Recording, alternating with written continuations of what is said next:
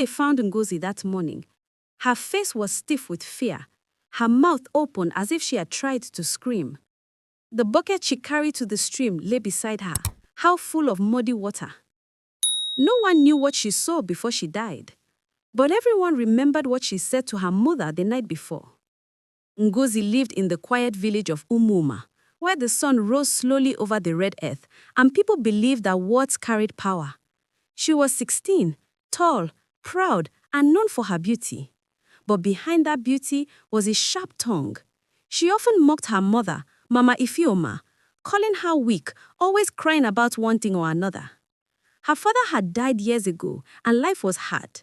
Mama Ifeoma worked on people's farms to feed them. Sometimes she came home late, tired and dusty, tears rolling down her cheeks as she sat by the fire. Ngozi hated those tears. One evening, when Mama Ifeoma wept because her little savings were stolen at the market, Ngozi laughed. "Why do you always cry like a baby? Do your tears bring food? Do they bring father back?" The mother looked at her daughter for a long time. Her eyes glistened in the firelight. "Ngozi," she said softly, "you do not mock a mother's tears. They are prayers in disguise." But Ngozi rolled her eyes and walked away. That night, a heavy wind passed through the village. It howled like someone wailing. Dogs barked, pots rattled. Even the elders said the air felt wrong. But Ngozi slept peacefully, dreaming of nothing. The next morning, Mama Ifeoma asked her daughter to fetch water from the stream. Ngozi sighed loudly, but went anyway, her bucket on her head. The path to the stream was quiet, lined with thick bushes and tall palm trees that bent in the breeze. When she reached the stream, she bent down to scoop water. That's when she heard it, a soft crying sound behind her. At first, she thought it was the wind again. But then the sound grew clearer, a woman's voice sobbing. She turned around. No one. The water rippled strangely, though the air was still. And in the reflection, Ngozi saw something that made her heart freeze.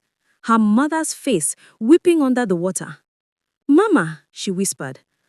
The face kept crying, tears mixing with the stream. "Mama, stop this joke," Ngozi shouted. But the reflection didn't stop. It looked at her, eyes full of pain, and whispered something. Ngozi couldn't hear it well, but it sounded like, "Do not mock a mother's tears." The bucket fell from her hands. She stumbled back, her breath shaking. She turned to run, but the ground felt uneven, as if hands were grabbing her feet. Later, when villagers found her, her body was cold. No one touched the stream for weeks. Mama Ifeoma sat by her daughter's grave every evening, tears quietly sliding down her face. When people tried to comfort her, she only said one thing.